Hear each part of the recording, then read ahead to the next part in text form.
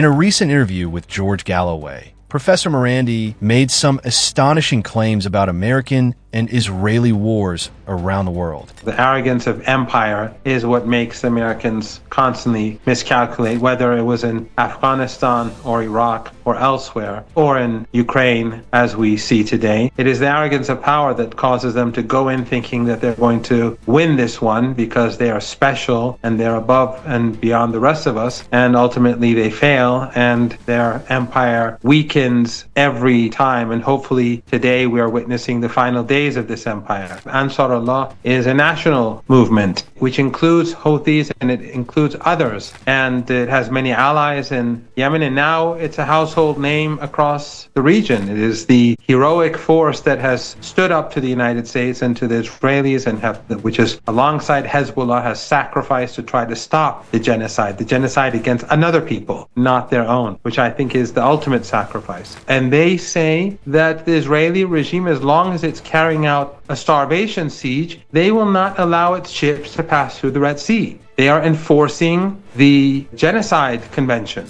And what do they get in return? Instead of being thanked, the Americans and the British bomb them, and the Qatar, the Emirates, the Saudis, and Bahrain all facilitate the attack. The US and UK, are they bombing Yemen as a proxy for bombing you, for bombing Iran? Is that Yemen's real crime? That so far, neither the British nor the Americans have the bottle to bomb Iran, so why not bomb its neighbor with whom it has close and friendly relations? I think there are a couple of things here. One is, I think that the United States knows that in Ukraine it's going to lose, and that Russia has the upper hand, and that however this war ends in Ukraine, the West and the United States and NATO, they're all going to look weak, and Trump is going to be blamed.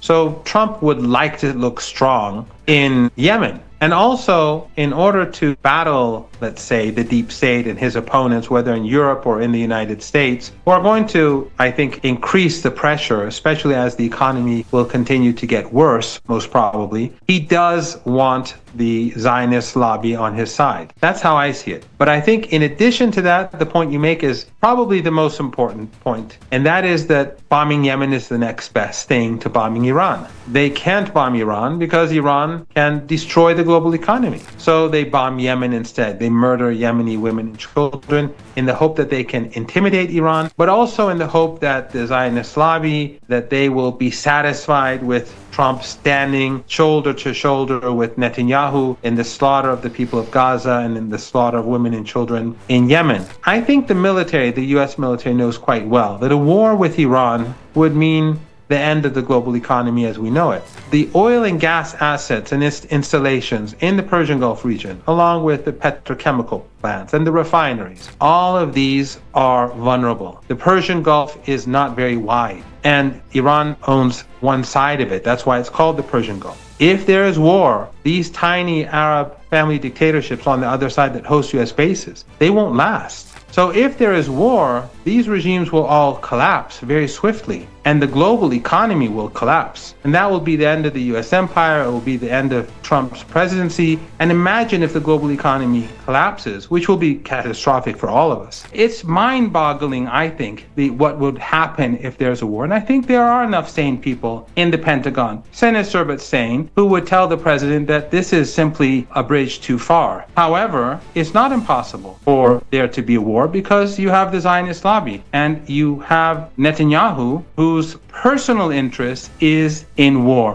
Netanyahu has really destroyed the Israeli regime. He's exposed it to the world through his brutality and the brutality of the regime. The biggest loser in these 18 months is the Israeli regime because it's been shown to the world as morally illegitimate. But Netanyahu himself is a winner because he's been able to survive and stay in power because of these wars. So he is interested in expanding the war. But so far, I think probably the people in the Pentagon would have the upper hand and be telling Trump that war with Iran would be utterly disastrous. Let me turn to Gaza. The ground invasion albeit a pinpoint ground invasion, rather like the limited invasion of Rafah that you'll recall from last year, has begun. What's that all about in your point of view? I think the very fact that we've had 18 months of genocide, with the exception of a brief break, where even during these 2 months where we had a so-called ceasefire, on average 3 Palestinians a day were being murdered in the Gaza Strip, and the ethnic cleansing and murder in the West Bank increased dramatically, and we also had a murder a day in Lebanon. So this was never really a ceasefire. But except for these couple of months that it's been more quiet, the Israeli regime has been carrying out genocide basically because Netanyahu needs war. And so he cannot stop the war. He is going to have to constantly expand the war, enter Gaza, bomb Gaza, in order to satisfy his partners in government, his fanatical religious Zionists, in order to stay in power. And he has had success. You see the head of Shin Bet is now out. He's gotten his way. He's becoming more like the emperor of Israel. And the more secular, liberal Zionists, who are just as genocidal towards the Palestinians, they are very unhappy. And the divide in Israel and among the people who live in that regime, the divide is extraordinarily great, and some believe it can become deadly. So he needs to keep pushing. But I do not see